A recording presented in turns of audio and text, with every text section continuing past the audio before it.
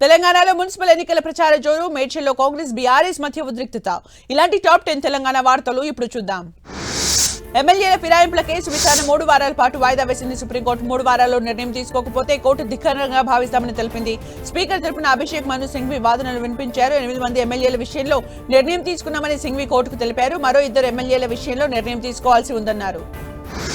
రాజస్థాన్ రాష్ట్ర బీజేపీ మాజీ అధ్యక్షుడు, తెలంగాణ మున్సిపల్ ఎన్నికల రాష్ట్ర ఇన్ఛార్జ్ అశోక్ పర్నామి కామారెడ్డి జిల్లాలో జోరుగా ప్రచారం నిర్వహించారు. కాంగ్రెస్ పార్టీ ఎన్నికల ప్రచారంలో సమయంలో ఇచ్చిన హామీలు అమలు చేయలేదని విమర్శించారు. మున్సిపల్ కార్పొరేషన్ ఎన్నికల్లో ఎక్కువ స్థానాల్ని భారీ మెజార్టీతో గెలిచి తీరుతామని అశోక్ పర్నామి తెలిపారు. గత బీఆర్ఎస్ ప్రభుత్వం చేసిన మంచి పనులు ప్రజల కళ్లకు కనిపిస్తే వచ్చే మున్సిపల్ ఎన్నికల్లో ఆ పార్టీని గెలిపించాలని మండలి ప్రతిపక్ష నేత మధుసూదనాచారి స్పష్టం చేశారు. భూపాలపల్లి 4వ వార్డులో ఎన్నికల ప్రచారం నిర్వహించిన ఆయన బీఆర్ఎస్ పాలనలో 100 ఏళ్ల చరిత్ర కలిగిన పరకాల, మంథని, ములుగు ప్రాంతాల్ని కాదని భూపాలపల్లిని అభివృద్ధి చేశామని గుర్తు చేశారు.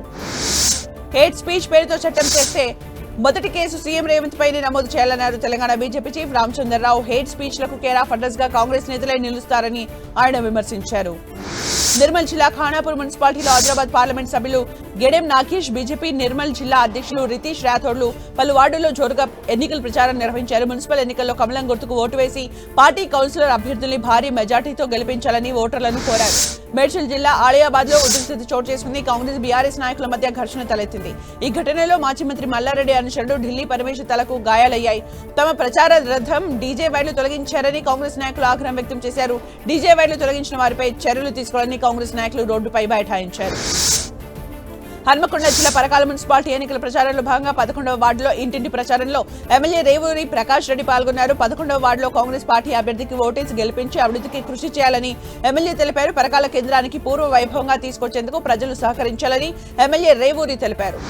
తెలంగాణ మున్సిపల్ ఎన్నికల్లో పవన్ కళ్యాణ్ ప్రచారం రద్దయింది. ఈ నెల 8, 9 తేదీల్లో బీజేపీ తరఫున పవన్ ప్రచారానికి జనసేన ప్లాన్ చేసింది. ఈ మధ్యనే కిషన్ రెడ్డి, రామచంద్రరావును కూడా పవన్ కలిశారు.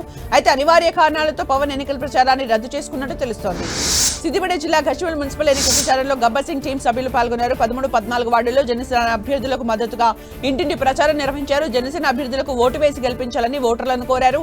కొండగట్టు ఆలయ అభివృద్ధికి పవన్ కళ్యాణ్ 35 కోట్లు విరాళం ఇచ్చారంటూ గుర్తు చేశారు.